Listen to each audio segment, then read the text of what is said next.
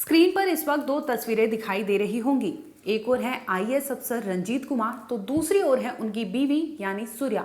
सूर्या की उम्र 45 साल है, लेकिन लगभग 9 महीने पहले सूर्या का नाम एक गैंगस्टर से जुड़ा, जिसके बाद आईएएस अफसर का माथा ठनक जाता है और इनके परिवार में विवाद शुरू हो जाता है।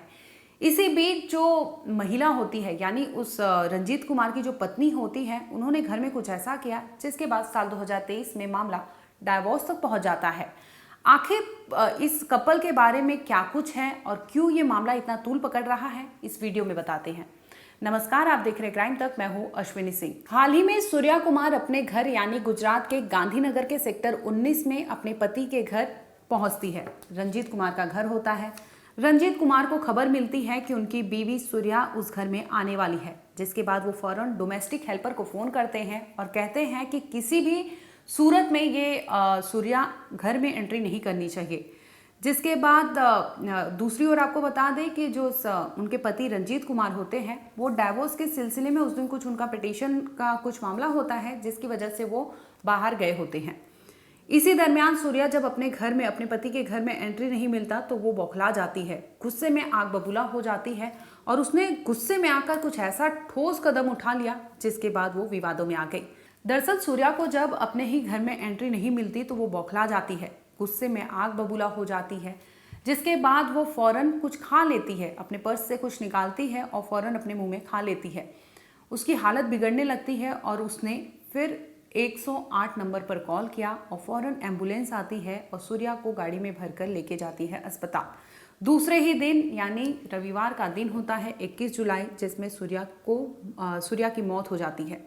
जब सूर्या की मौत होती है, इसके बाद उसकी डेड बॉडी को घर ले जाने की बात होती है, लेकिन अफसर साहब जो होते हैं वो अपनी बीवी से इस कदर नाराज होते हैं कि उन्होंने डेड बॉडी लेने तक को इनकार कर दिया। आखिर क्यों इतने वो गुस्सा थे अपनी बीवी से, आखिर क्या था पूरा मामला, अब सिलसिलेवार तरीके से आपको बताते हैं। दरअसल सूर्या को तमिलनाडु की मदुराई पुलिस लगातार ढूंढ रही थी। इसी बीच वो 9 महीने पहले गैंगस्टर सेंथिल के साथ फरार हो जाती है और वो इसलिए फरार होती है क्योंकि उसने 14 साल के बच्चे का किडनैपिंग किया था और ये किडनैपिंग उन्होंने गैंगस्टर के साथ मिलकर किया था। दरअसल होता यूं है कि जो लोकल गैंगस्टर सेंथिल होता है उसका एक महिला के साथ कुछ अनबन रहता है, जिसमें वो महिला ने कुछ पैसे लिए थे और पैसे की लेन देन को लेकर ही उस गैंगस्टर से महिला का विवाद होता था। इसी में सूर्या को इन्वॉल्व किया जाता है। महिला का इकलौता बेटा होता है 14 साल का। अब ये लोग प्लानिंग करते हैं कि महिला उन्हें पैसे नहीं दे रही है, जिसकी वजह से इन्होंने बाकायदा प्लान किया और प्लान किडनैपिंग का करते हैं, जिसमें इन्होंने 14 साल के बेटे को किडनैप कर लिया। हालांकि मामला पुलिस तक पहुंचता है, जिसमें किडनैपिंग का केस दर्ज कराया जाता है और नाम सेंथिल का आ जाता है। पुलिस जब जांच करती है तो ये तार जुड़ते हैं आईएएस अफसर की बीवी सूर्या तक, जिसके बाद पुलिस सूर्या को भी ढूंढने लगती है। इसी बीच पुलिस को खबर मिलती है कि ये दोनों ने रैंसम कॉल किया था उस महिला को, जिसमें इन्होंने 2 करोड़ रुपए की रैंसम कॉलिंग की थी, यानी 2 करोड़ रुपए की डिमांड की थी, जो बाकायदा उस महिला को कहा गया था कि अगर आप 2 करोड़ रुपए देंगी तो आपके बच्चे को छोड़ा जाएगा, अन्यथा आपके बच्चे के साथ कुछ ऐसा होगा जिसे आप देख भी नहीं पाएंगी। जिसके बाद मामला पुलिस तक पहुंच गया। पुलिस फौरन इस किडनैपिंग केस को खंगालने में जुट जाती है। दूसरी ओर पुलिस जो सीडीआर होता है तमाम दोनों के नंबर को खंगालती है, ट्रेस पे लगा देती है। इसी बीच पुलिस इस किडनैपिंग केस को सॉल्व करने में सफल हो जाती है। हालांकि पुलिस 14 साल के बच्चे को किडनैपिंग से तो बचा लाती है, लेकिन जो गैंगस्टर है सेंथिल और जो सूर्या है वो फरार हो जाते हैं। जिसके बाद लगभग 9 महीने बाद वो अपने घर लौटती है। इसी बीच साल 2023 में रंजीत कुमार जो है आईएएस अफसर, उन्होंने डाइवोर्स का मामला दर्ज करा दिया, जिसमें उन्होंने कहा कि उनको उनकी बीवी से तलाक चाहिए क्योंकि उसके हरकत सही नहीं है और उसने ऐसे क्रिमिनल केसेस किए हैं जिसके बाद वो अपने घर में उसे रखना नहीं चाहते।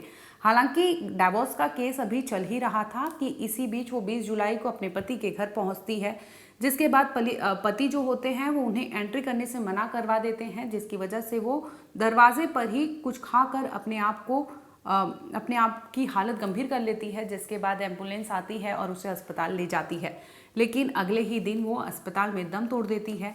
वहीं नाराज पति लगातार मना कर रहा है कि वो अपनी बीवी का डेड बॉडी भी अपने घर पर नहीं लाएंगे। इस तरह से आप देखेंगे कि आईएएस अफसर को लेकर लगातार कुछ न कुछ खबर सामने आ रही है। पहले पूजा खेड़कर थी जो लगातार विवादों में है, दूसरी ओर अभिषेक का भी नाम आया जो विकलांगता के तहत उन्होंने भी आईएएस एग्जाम पास की थी। दूसरी ओर कई ऐसे नाम आ रहे हैं, कार्तिक कंसल है जिन्होंने यूपीएससी बाकायदा विकलांगता कोटे के तहत भी पास किया, जनरल कोटे के तहत भी पास किया, लेकिन उनके विकलांगता पर उन्हें सर्विस नहीं मिलती, जबकि 4 बार वो रैंक हासिल करते हैं। एक और हमारे सामने ऐसे अफसर हैं जैसे कि रंजीत कुमार है, जिन्होंने अपनी बीवी को जैसे ही देखा कि क्राइम केस में इन्वॉल्व है वैसे ही उन्होंने तलाक का डिसीजन लिया। वहीं दूसरी ओर हम देख रहे हैं ऐसे अफसर हैं जिन्होंने यूपीएससी को ठेंगा दिखाकर नौकरी अपने दम पर ले ली और अब जांच पड़ताल के लिए यूपीएससी को दर दर भटकना पड़ रहा है।